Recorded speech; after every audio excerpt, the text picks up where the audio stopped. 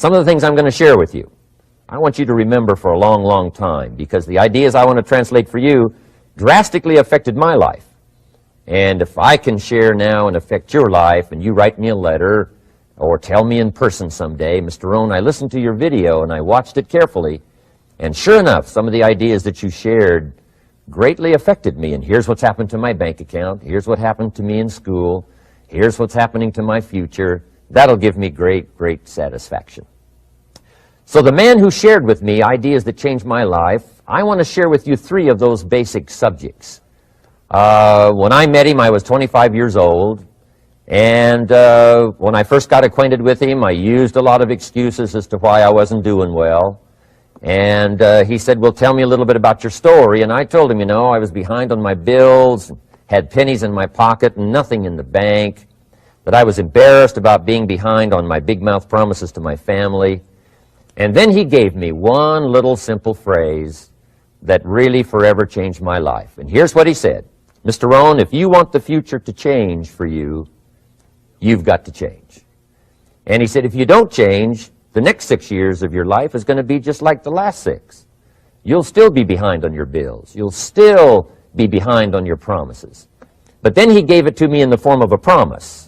When I was 25 years old, I've remembered it all these years, and I've shared this promise now with probably over 3 million people in the last 30-plus years. And it's going to be valid for you, so listen carefully to this promise. My teacher said to me, young man, if you will change, everything will change for you. If you will get better, everything will get better for you. What a clear message that was for me.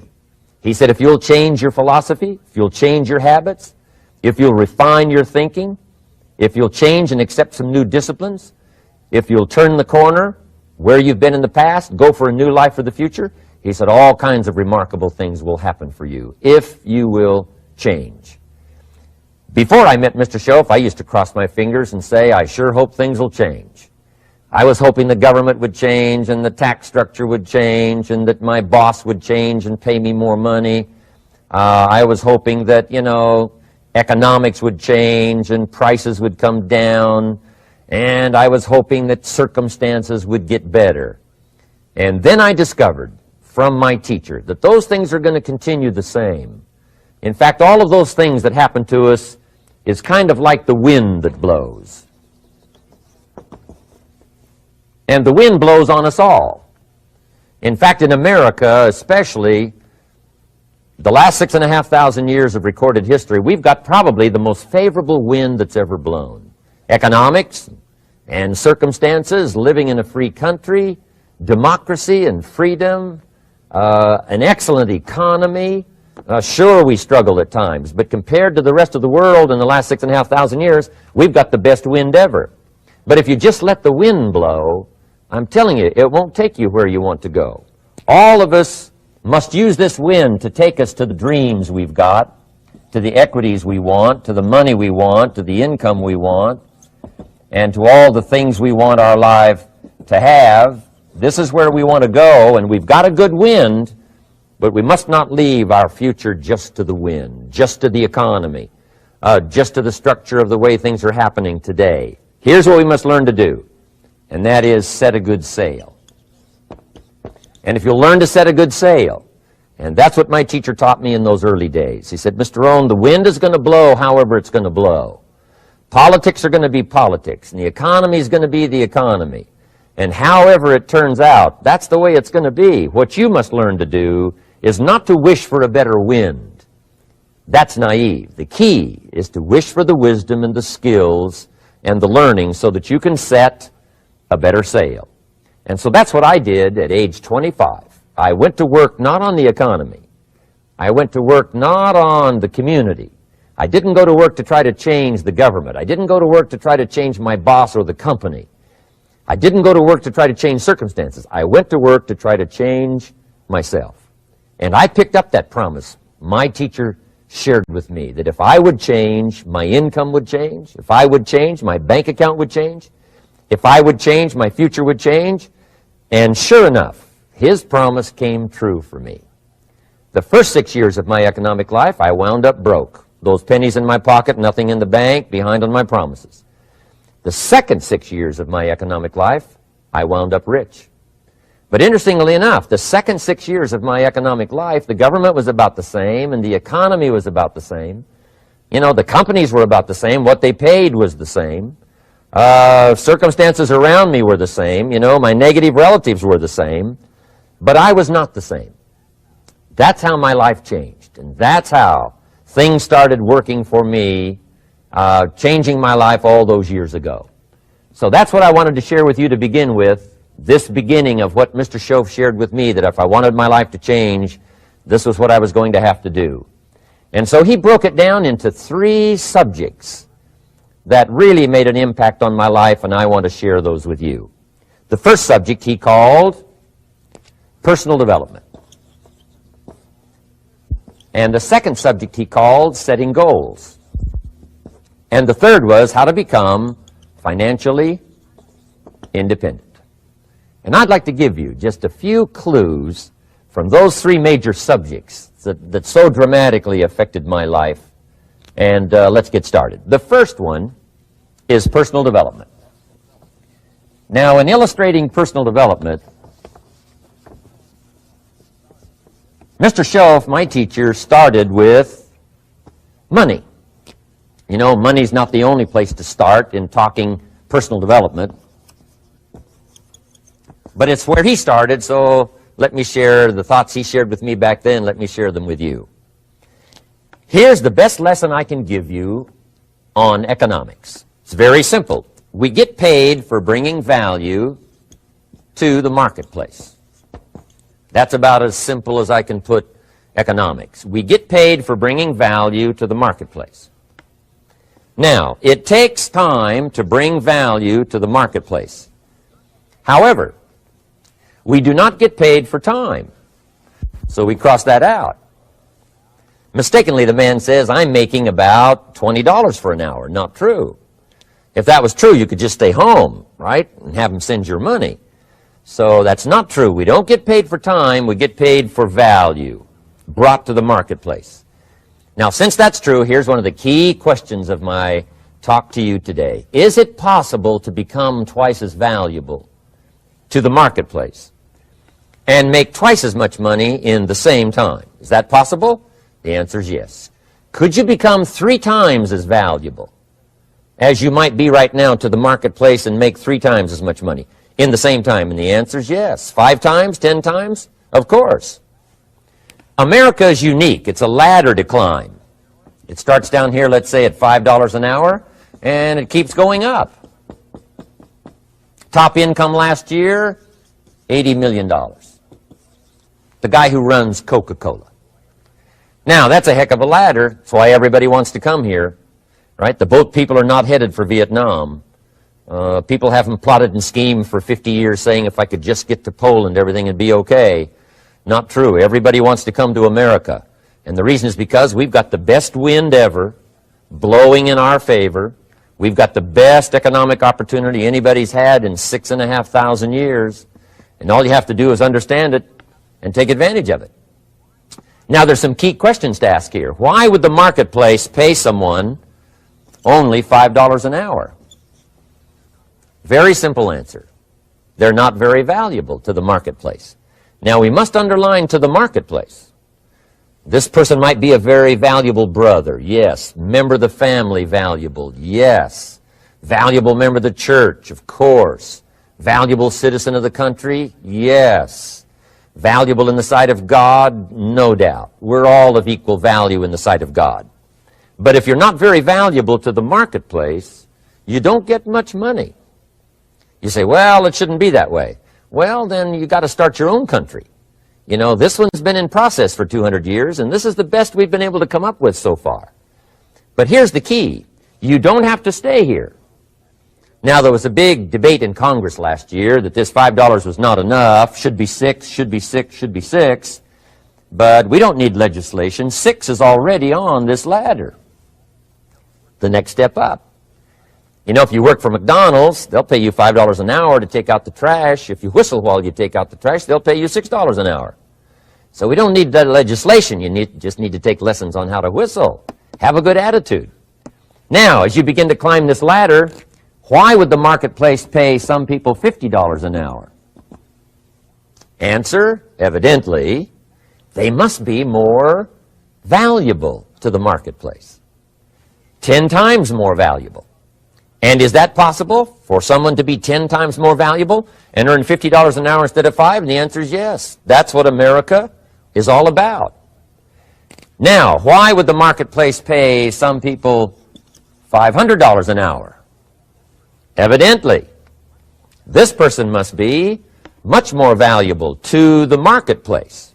That's what's important to understand, to the marketplace. And would the marketplace pay one person $80 million for 1 year's work? And the answer is, of course. If you helped a company make $1 billion, would they pay you $80 million? I'm telling you, it is possible. And that's why America is so exciting. That's why this financial ladder is so exciting. It's possible for all of this to come true for all of you, no matter where you start. As a student in school, just getting started out there in the workplace, this is all possible for you. Now, Mr. Shoaff gave me the clue on how to climb this ladder as high as I wanted to climb. Now, we're talking primarily economics here. There's a lot of other ways to become valuable to your family, valuable to your friends, valuable to the community, valuable to the team, right? Valuable to the team effort, valuable to the concert. But here's what he said to me. In climbing this ladder economically, all you have to do is work harder on yourself than you do on your job. Once I heard that, it made sense to me. I kept hoping that everything else would change around me, found out that if I went to work on myself, worked on my skills, worked on my language, if I became better than I was each year, if I grew in skills and language and vocabulary and competence, then I would become attractive to the marketplace. Not very long ago, a company called me and said, Mr. Rohn, we're expanding internationally. We'd like to have a bit of your expertise to help us. Would you give us a bit of your time? We'll add some millions to your fortune. And I said, okay. And I thought later, isn't that interesting? They would call me. Then my second thought was, of course they'd call me. Who else would they call? I can get the job done. Now, what a contrast for me, farm boy from Idaho, raised in obscurity, parents of modest means, broke when I was 25. How come I would get a telephone call and someone offer me a lot of money to help them in expanding around the world? Simple answer, evidently. Something happened to me between age 25 and where I am today. And I can tell you where it all started. From my teacher, Mr. Shoaff, who said to me, we don't have to change what's going on out there. That's the wind that's blowing. All we have to do is change what's going on in here. And now there's several ways to do that on personal development. And let me give you those ways. Here's the first one. We must learn from personal experience. Pretty simple. Learn from what happens to you. Take a look back over the last few months. Did you make some mistakes? How could you correct those for the future? Take a look back over the last year. Have you done it right or done it wrong? Let's correct it for the next year. Learn from your personal experience. Mr. Shoaff asked me when I first met him, he said, Mr. Rohn, how are you doing? You've been out there now 6 years. And I said, I'm not doing very well. He said, I suggest you not do that anymore. What a simple, swift analysis to my situation. He said, if you keep doing it, the next 6 years will be like the last 6. You don't want that to happen. Let's make the changes. So learn from your personal experience. Now, here's number 2, why I came to share this video experience with you today. And that, I call it OPE, other people's experiences. That's me, other people. That's your teacher, other people. That's your friends and colleagues, other people. The people you meet that can pass along to you their experiences, what's happened to them, the mistakes they made, how they corrected them, how they changed their health and changed their bank account and changed their income and changed their future. That's it, other people. Now, there's 2 kinds of people to learn from. One is failures. It's too bad failures don't give seminars, right? That would be valuable. Bring your notebook. Have them tell you how they lost it all and threw it all away, threw their health away and threw their friendships away and things didn't work out well. That would be valuable. But now then we must also learn from positive, people that have done well. They've got the health, and so we ask them, how did you become so healthy? They've got the skills, so we ask them, how did you become this skillful? They've got the income, so we ask them, how did you get here in such a short period of time? So now here's what's important in personal development. In learning from other people, we learn, number one, by observation. We learn what we see. We watch people that are successful in what they do.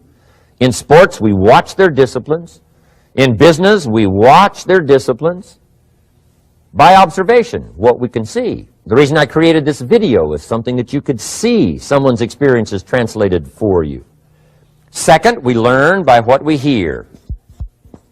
I've got some of my lectures on cassette tapes, so you can take them with you wherever you go and learn by listening. Turn your car into a mobile classroom and listen. And then listen to the sermon on Sunday morning. Listen to the lectures. Listen to the teacher. Listen to someone who's got something good to say. And then number three is vitally important on personal development, and that is read all the books you can possibly read in your lifetime. Mr. Schoaf got me started on my library. I've got one of the better libraries. Haven't read everything in it, but I feel smarter just walking in it, my library. At least I was smart enough to buy it. Now I got to be smart enough to read it. And then, of course, I got to be smart enough to decide what's valuable and then do it.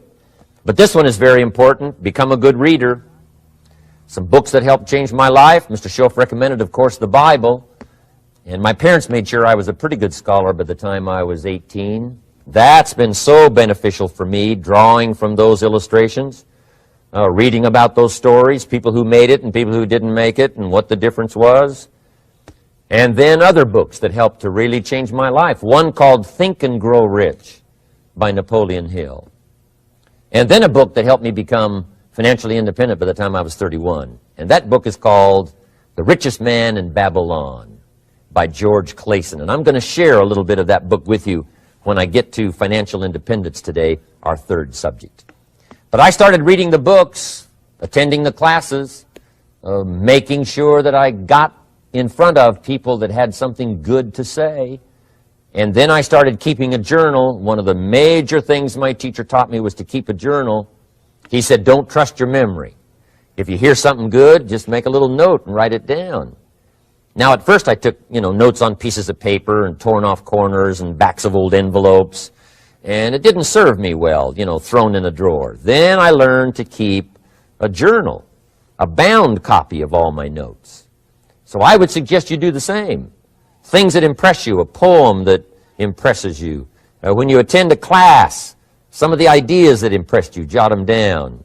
You read something in a magazine, right? Some ideas. Take those out, put them in your journal. Keep a good journal the rest of your life. This will serve you well. My journals make up a significant portion of my own library. And if you saw my library and saw my journals, I tell you what you'd have to say.